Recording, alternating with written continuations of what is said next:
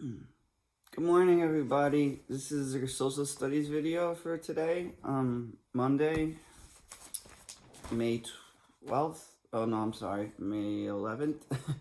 um, okay, so we're going to review chapter 4 on page 136, what we went through. Just real quick, lesson 1 was about the colonies, the 13 colonies, okay? How they were shaped by geography, how they had different types of businesses based on where they were located. The southern colonies had more farming, and the northern colonies had more industrial type businesses. Um, the middle colonies, like I said, in the southern colonies, farming was major economic activity. In southern colonies, conditions were ideal for rice and tobacco. And then just some things in daily life in colony. Most colonists lived and worked on farms. Um, how England tried to control the trade, who the colonists traded with. They set the prices. Um, we spent the whole lesson talking about slavery, how it began from the very beginning, as soon as colonists got there in 1620, and continued out through the Civil War, as we'll see. Then we talked about the French and Indian War. Okay. The British got defeated early on, and then eventually defeated the French. Okay.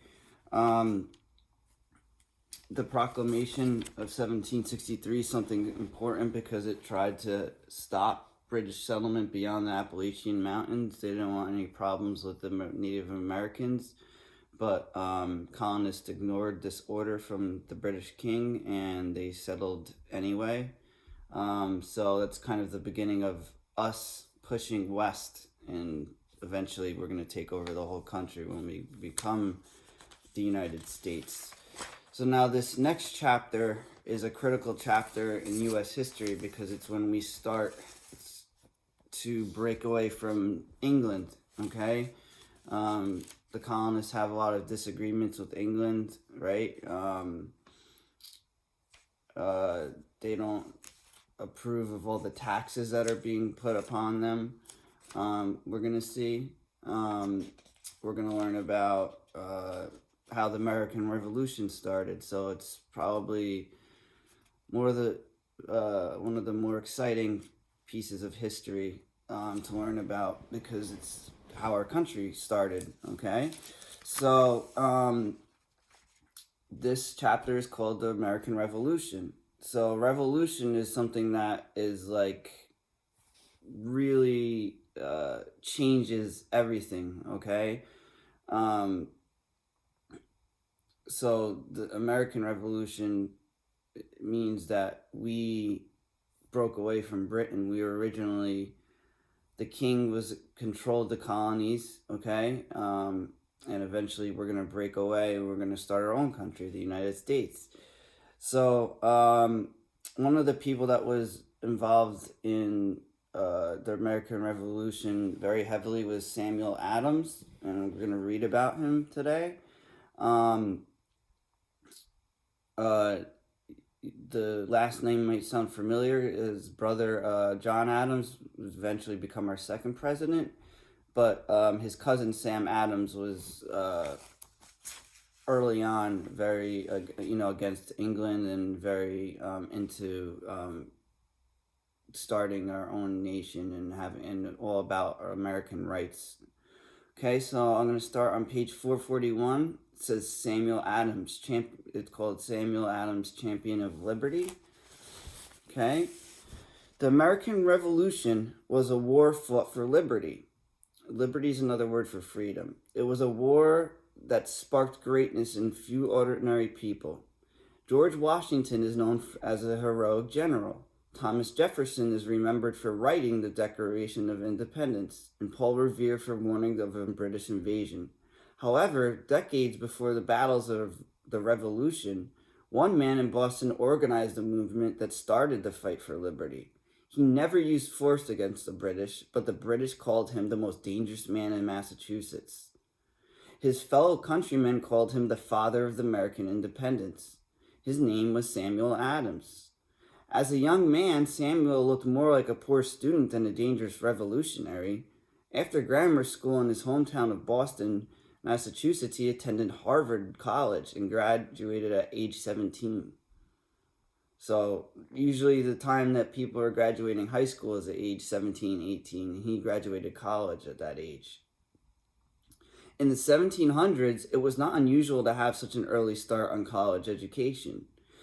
Adams' family hoped he would become a minister, but he showed an interest only in politics. He loved to go around town debating how the colonies should be governed.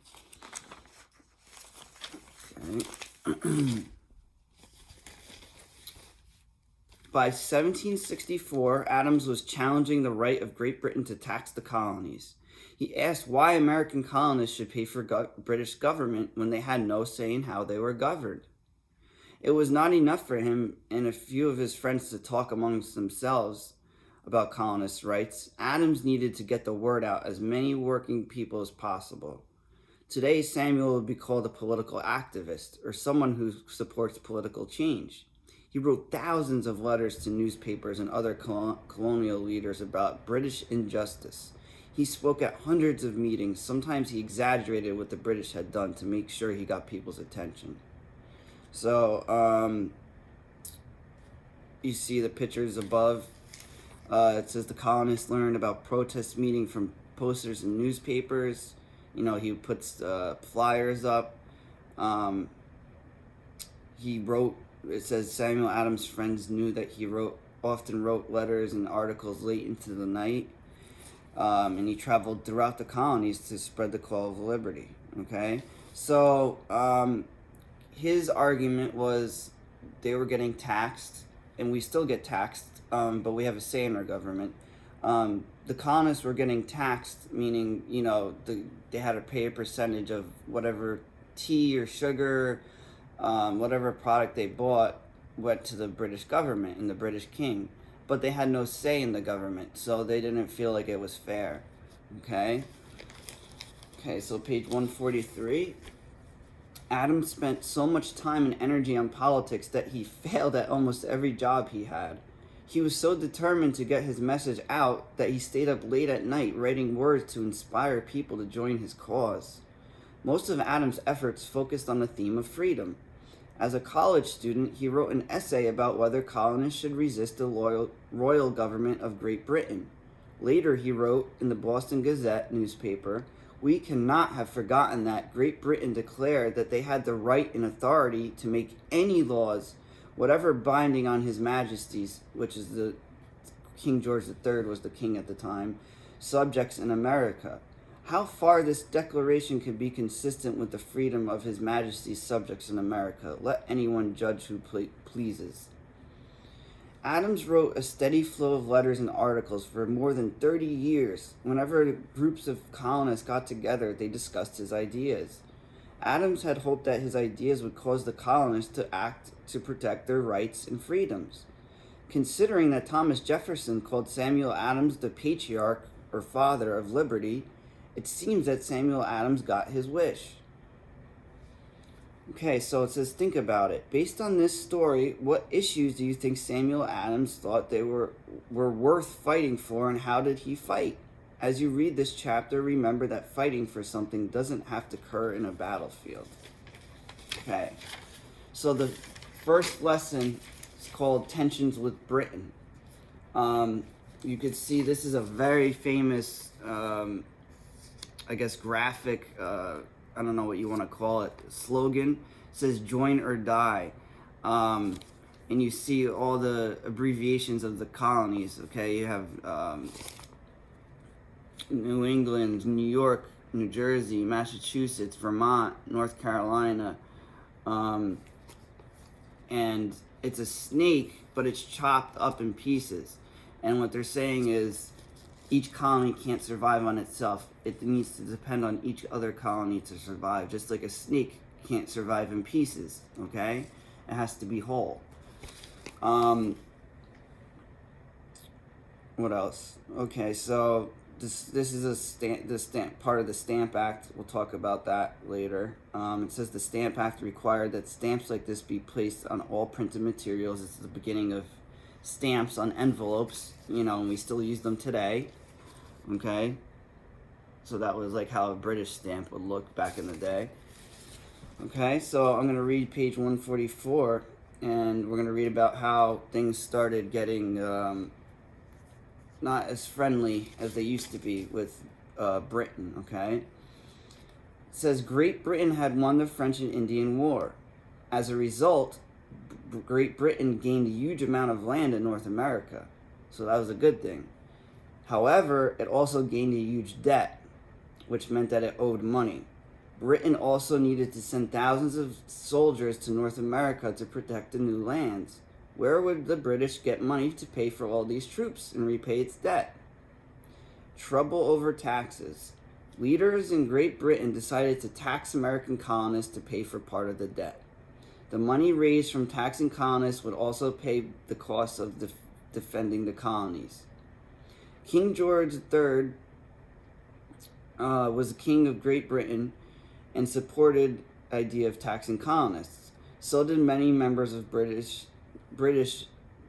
lawmaking assembly, which was Parliament. So the king made decisions, but they also had sort of like our government, our Congress. They called it Parliament, which makes Britain's laws. The members of Parliament represented different areas of Britain. To them, tax seemed fair. In 1765, Parliament passed the Stamp Act. This law placed a tax on paper products in the colonies, such as legal documents, newspapers, and even playing cards. When the colonists bought these items, they would have to buy a stamp. Says circle the part of the stamp that shows that it's from a royal government. Okay, so we could obviously see there's a crown here. Okay, so looks like it's pretty obvious that it's from the royal government. Okay.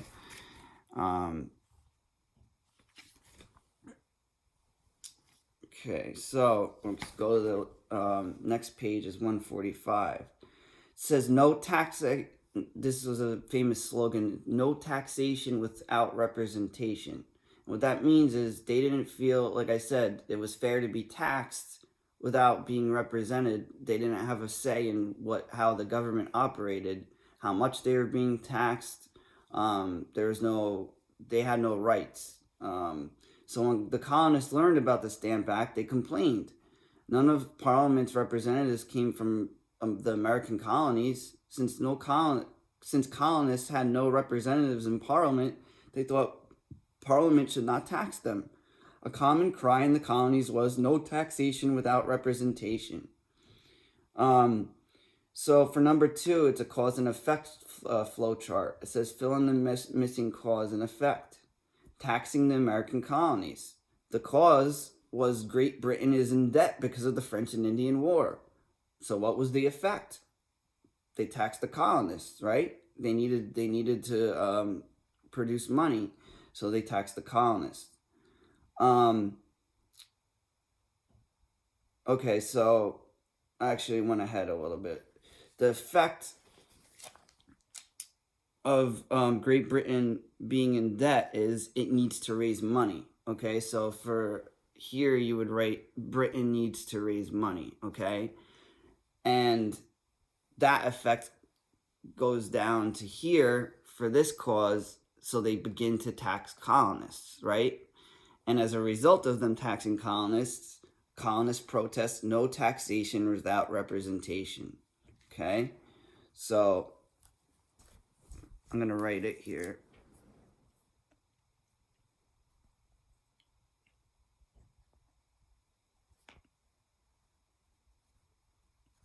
Britain needed to raise money. Okay? Great Britain is in debt because of French and Indian War. So they needed to raise money to pay off their debts. Okay?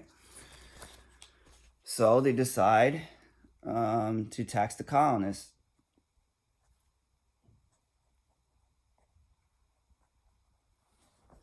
Very simple.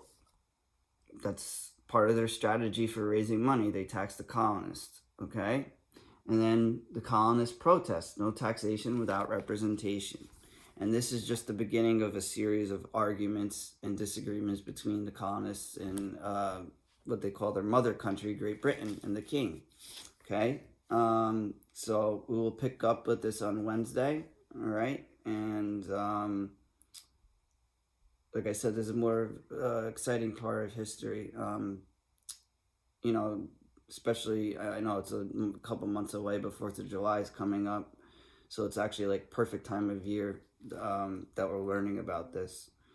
All right, that's it for today. So thanks for watching.